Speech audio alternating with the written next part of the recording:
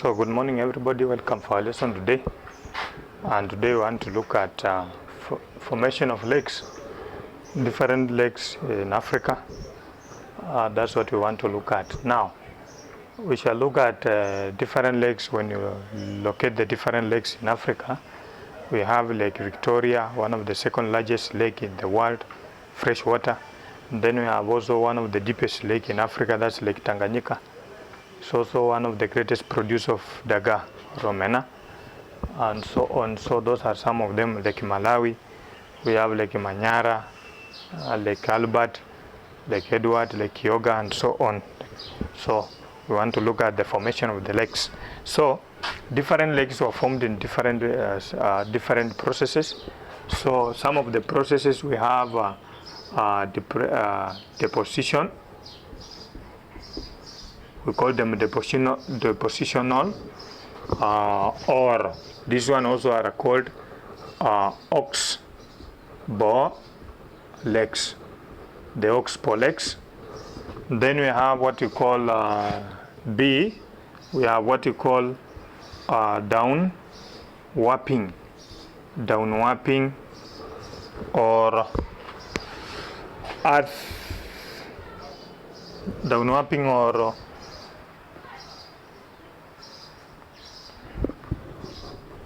not earth but depressional lakes, depressional lakes. Then we have what we call BC, Kori or turn lakes. Then we have also another one called, this is D, man-made, or we have what you call artificial lakes. Then we have also fault lakes,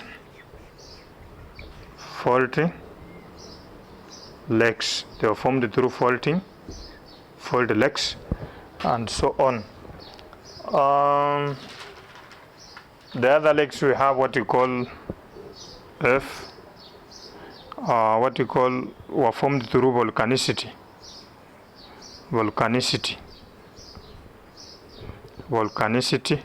They are divided into two. We have what you call crater lakes, and then we have what you call lava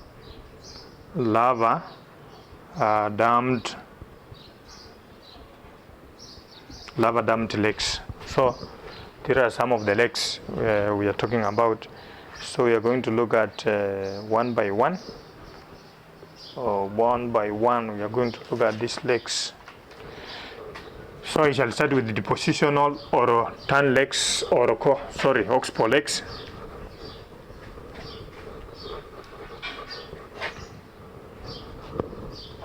So depositional or oxbow lakes. So that is what we are going to look at. That's number one. This is a river. Passing by. So you'll find that this river, it comes to form something like this.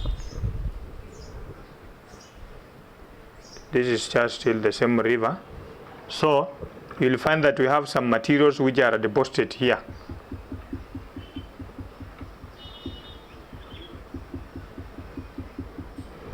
Because of erosion, some materials are deposited here and here between the meanders. Meanders are those folding of the lake, of the river as it moves across the land. So these are these one are called deposited materials. So these are deposited materials. So after deposition, then we can see that after deposition, this river, because of the movement of water in this river, this is water currents. The movement is at near the delta. So when this river comes somewhere, it will continue faulting. it continue faulting, so it comes to be appear something like this.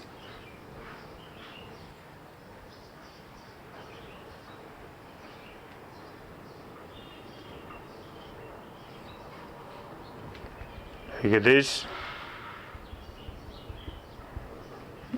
then like this.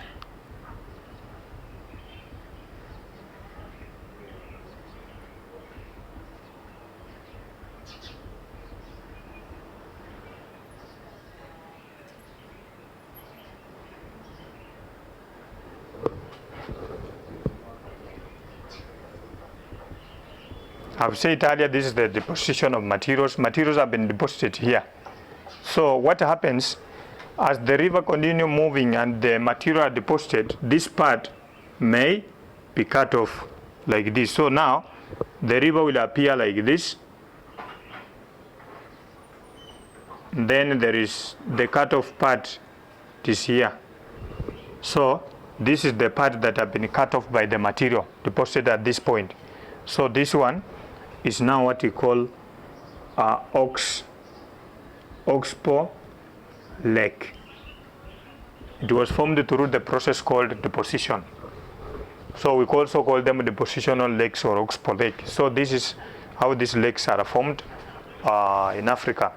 Example of these legs, we have what we call Lake Kanyaboli. So example, we have Lake Kanyaboli. Lake Kanyaboli. There is also another one called Lake Gambi. Lake Gambi. Lake Gambi. Then another one is called also Lake Manzala. Lake Manzala. So these are example of those oxbow lakes. Lake Gambi, Lake Kanyaboli, Lake Manzala. Those are example of those lakes in Africa. So that's how these lakes are formed. So remember that. Another lakes we are going to look at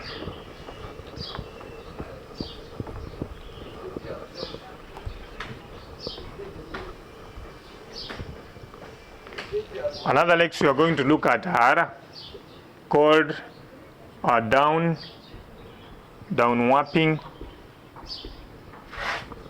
legs. Downwarping legs, or we also call them depressional legs. So downwarping legs. Now, this one I will just explain. It was formed through the earth movement. When the earth underground is there is a movement. So the part of the earth surface moves upwards. That one is called upwarping. So part of the part moves upward. This is called upwarping. Then the neighboring point, they move downwards. So they move downwards like this. So this one we can see this is what we call a depression. So from the word then we get the word depressional. So this earth surface, there is the upwarping or a movement of the earth surface moving up. Then the neighboring moves down. That's what we call downwarping now. So this one is called downwarping. So after this downwarping or this formation, now the movement, the earth moved downwards, it forms a depression. Then this depression, it is come to be filled with water. The water can be from underground, can be rain, can be ice from the mountains. Then they form what we call downwarping lakes. So example of downwarping lakes in Africa, we have what we call Lake Victoria. Lake Victoria. Then we have also what we call Lake Chad. Lake Chad is found in Chad. Then we have also what we call Lake Bengueul. Lake Bengueul. Then we have also another one called Lake Kyoga. Lake Kyoga is found in Uganda. So these are the lakes that forms what we call the downwarping lakes. So downwarping lakes, there are 4. We have Lake Victoria, Lake Chad, then Lake Bengueul, then we have what we call Lake Kyoga. Those are the downwarping lakes or depressional lakes in Africa, you will find them. Then we also want to look at what we call turn lakes or cory lakes. Turn lakes or cory lakes. Turn lakes or cory lakes.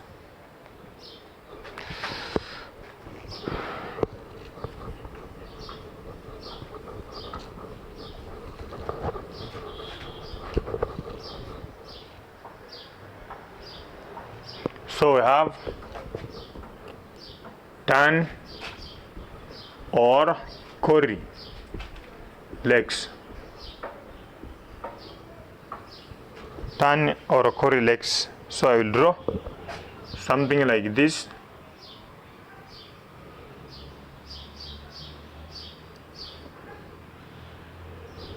So this is a mountain. Then here, these are this is water.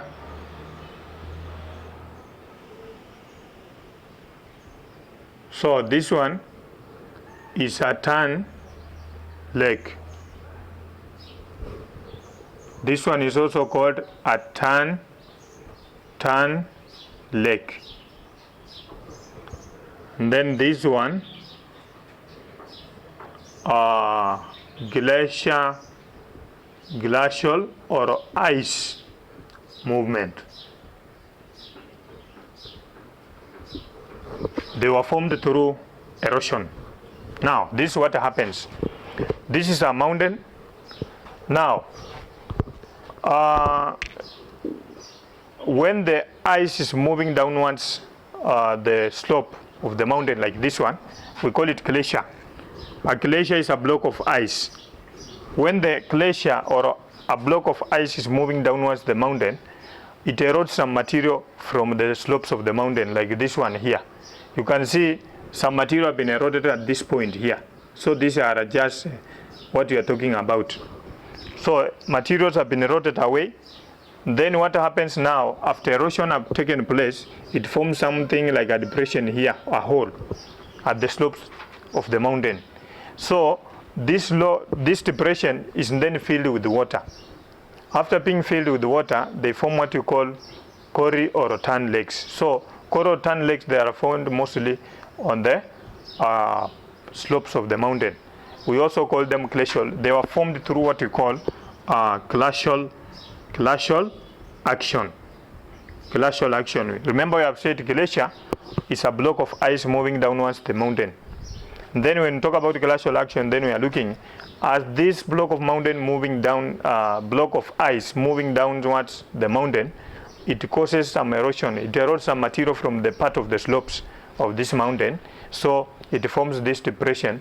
This depression are filled with water to form what we call glacial or turn or cory lakes. So those are what we call the cory or turn lakes. So example of these lakes, we have lake. We have the lake we call Lake Teleki. So Lake Teleki is an example of these lakes. It's found on Mount Kenya. You'll find them. So that is what we call cory lakes.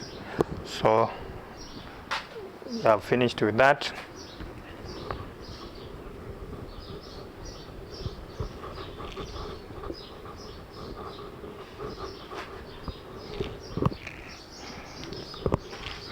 We have also what we call fault lakes.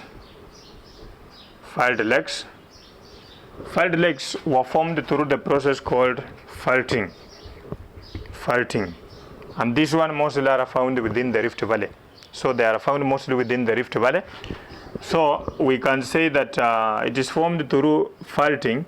And the faulting we have looked at, we can look at something like a block mountain like this one.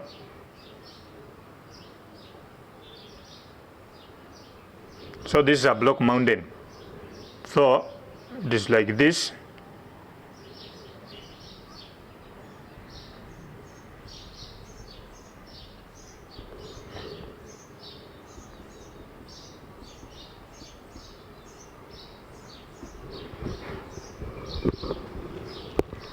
So we are looking at the block mountain. This is a block mountain formed through faulting and uplifting. But now when you look at this mountain, again, when it comes here like this, it also form another like this. So during the formation of this, we can see this is now the Rift Valley. But within now the Rift Valley, we have what you call the fault lakes. Fault lakes. So fault lakes are also called Rift Valley lakes. They are found within the Rift Valley. And we said most of these lakes, they are salty in nature. So most of the Rift Valley lakes or fault lakes, they are salty. They have salt. The main reason being, they don't have, do not have outlet. Outlet means water comes in but it does not go out. So it means outlet is that river that removes water from the lake to other parts. So the water only comes in, does not go out. That's what's the main reason why most of the fault lakes. Example for these salt lakes, we have Lake Makadi. Makadi is also, though we have not said that all Rift Valley lakes or fault lakes they are salt. We have said most of them. Because when you look at Lake Turkana, Lake Tanganyika, they are found in the Rift Valley, though they are freshwater bodies. Look at Lake Malawi. But we have some of them, most of them, they are salt, like Makadi, we have Bokoria, we have Nakuru, and so on. So remember that. So those are what you call the fault lakes. There are very many in Africa. There are very many in Africa. Then, so those are another lake we are going to look at were formed through volcanic lakes or volcanicity.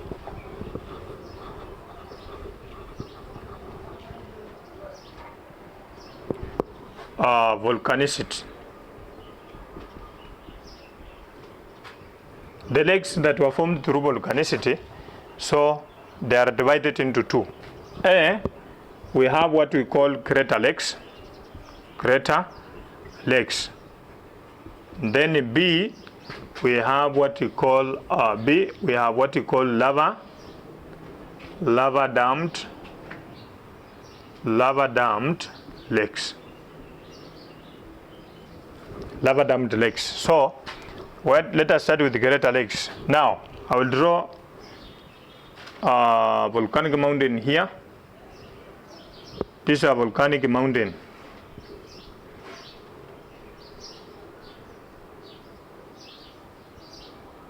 Volcanic mountain.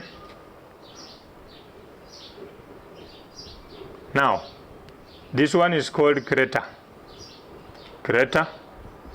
This hole here. Now during the eruption of this mountain, we say that there is a lot of processes that takes place. Magma rises to earth surface forming lava. Then here we have a hole which is formed here is called a crater. Now when the rain rains on this mountain, so water is filled here. So there is water. When the ice on this mountain melts, it becomes water. So this crater is filled with water to form what we call crater lakes. So this is how crater lakes are formed. They were formed through the process called faulting, or not faulting but volcanicity. So volcanicity is the crater and lava damped. That's what you should understand. Example of lava damped lakes or crater lakes, example of crater lakes, we have what we call Lake Nyozi, Cameroon, Lake Shala in Ethiopia, then we have also Lake Paradise in Kenya. Lake Nyozi is found in Cameroon, then Lake Shala is found in Ethiopia, then we have what we call Paradise on Mount Kenya, Lake Paradise, like that. So these are what we call volcanic mountain. Then lastly, lava damped lakes, the same mountain.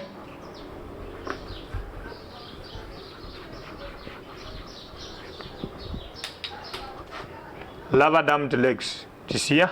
Now what happens is this: when magma here, we say magma is a molten state, it's like porridge and it's very hot. When it rises to the earth surface here like this, here it forms what we call, when it solidifies, is called now lava. When magma rises from the beneath of the earth surface, it rises, it's solid. A river might be passing here. This is a river, this is our river. Maybe the river is passing here, so this river is blocked by this lava here. Now what will happen? If the river has been blocked, then it means water will assemble here. After water has been assembled here, it forms what we call the lava dammed lakes. So that's how volcanicity also affects the formation or leads to formation of this. So these are lava dammed lakes. A very good example, we have Lake Tana in Ethiopia. So we have Lake Kivu in Uganda. Then we have Lake Itasi in Madagascar. So we have Itasi, which is found in Madagascar. Lake Tana is found in Ethiopia, it's a lava dammed. Then we have also Lake Kivu. Lake Kivu is found on the border, I think it is found on the border of Rwanda, Burundi, and the country like DRC Congo. So those are volcanicity lakes. I think I will wind up there. Tomorrow we shall continue. Thank you.